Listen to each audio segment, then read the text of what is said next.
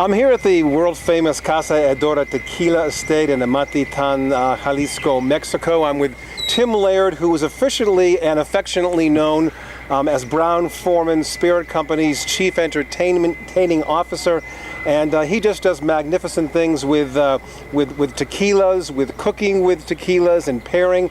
And Tim, today you're going to take us through something a little bit different, because I think most of us, and I have to admit I'm guilty as well, when we think of tequilas in America, I think we think about margaritas, we think about tequila straight up. We don't think about cooking with tequila or pairing a dish with tequila, and that's just wrong. That is wrong, Jim, because I'll tell you why. The one thing about it is tequila, like wine, when you add it to dishes that you're cooking or into your marinades, it adds a lot of depth of flavor, and we have a lot of flavor in tequila, so they're wonderful to cook with and adds to the meal.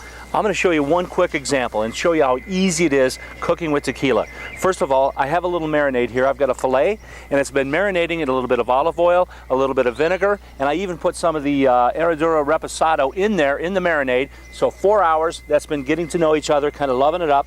And then I'm going to take a hot pan, put a little bit of olive oil in. Don't need a lot, because again, the marinade is in there. And I'll take my filet and put that right into the hot pan.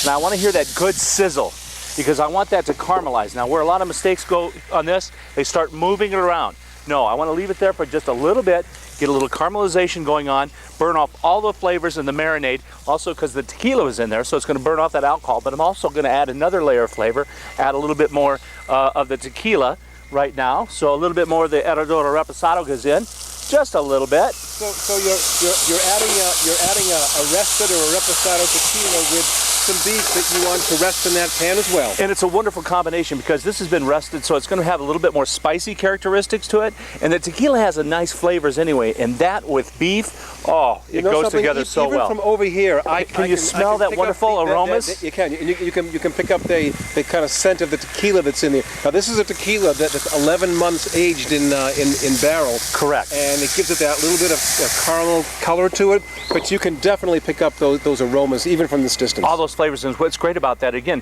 the alcohol is going to cook off on this, and you just have all those wonderful flavors, as you would with some of those great wines that you're cooking with. I mean, again, we're after the flavors that's gone into this tequila, because even on their unaged tequilas, you still have so many flavors going on with the agave, some of the sugars, and everything else that's happened in that process. In fact, I always add a little bit more. You don't need a lot, just a little bit more.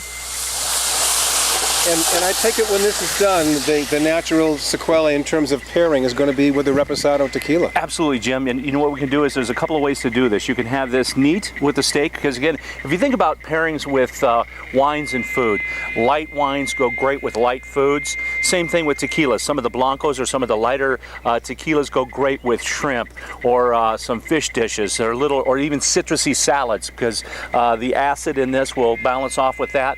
And then for the bigger dishes, like bigger wines with bigger foods, like this filet here, I need something bigger. So I'm going for either a reposado or a añejo that has more flavor to it. And then I can also mix a myriad of cocktails that could go with that. So not just not the tequilas, but also cocktails play into that part. So we're about ready to finish this up. I'll plate this up here in a minute, and we'll do a little taste and see how we did. Maybe we do a comparison. We'll taste a little of the tequila with the cooked steak and see how we did. That sounds like a plan. You got it. All right.